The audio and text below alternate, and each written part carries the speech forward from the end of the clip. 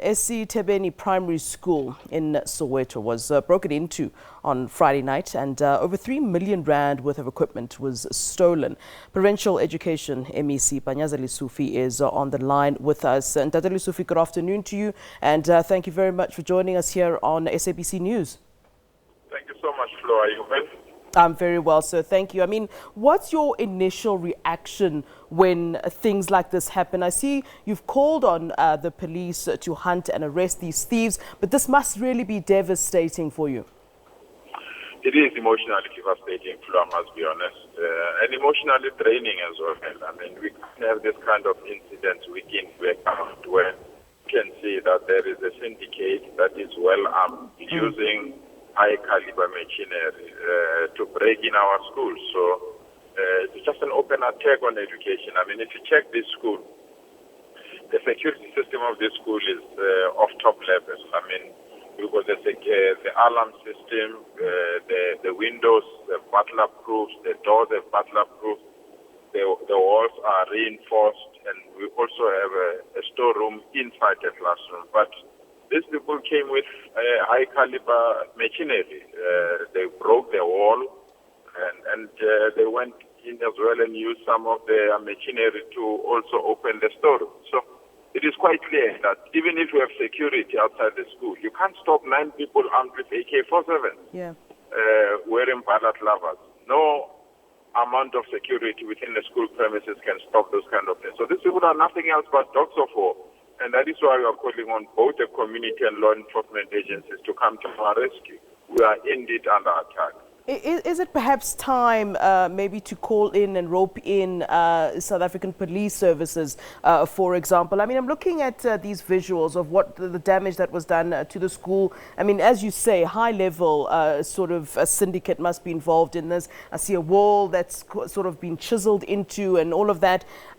Do we need perhaps to beef up what the security that's already there? You're talking about the fact that the school already does have that top level security. What more must then be done? Must we have the South African police having maybe a higher presence at our school? I mean, the fact that you're wanting to introduce, more smart boards at the schools, you're wanting to go more digital with the primary schools, there's no doubt that it's going to attract this kind of crime, isn't it?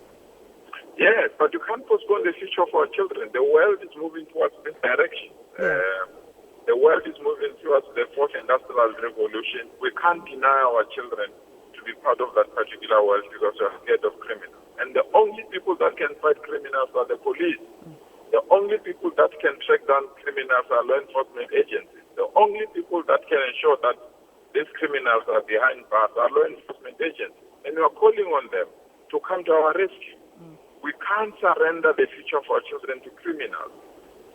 And you can't say because they stolen a TV set in my house, I will no longer watch television set. We'll continue purely because we really believe we are doing it for their own children, including the children of criminals. For them to be out of criminality, their own children must be educated. So we can't lose hope and say we are not going to go ahead. We are going to go ahead.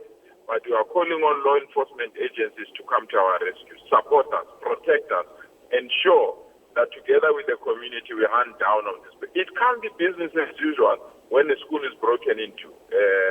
People must know you broke into a school, you've caused havoc. And those that have caused that particular havoc must be hunted and be dealt with harshly.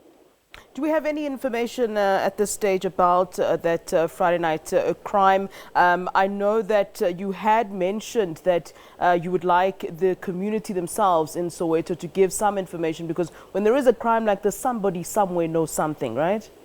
And that's our approach. That is why yesterday we convened an agent meeting with community leaders and community structures. The cooperation is there. We remain hopeful that we're in a position to make a breakthrough shortly.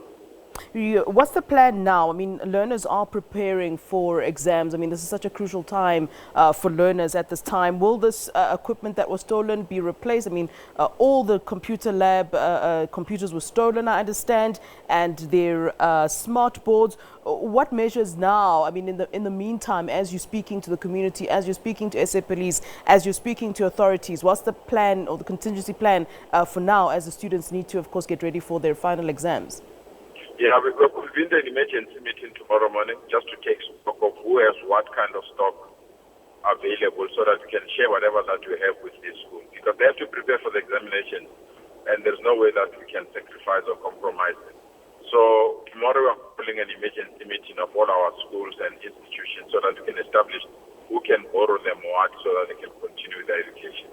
All right. Panyaza Lesufi, always a pleasure. Thank you very much for talking to us. And, of course, good luck to all of you as you try and find these culprits.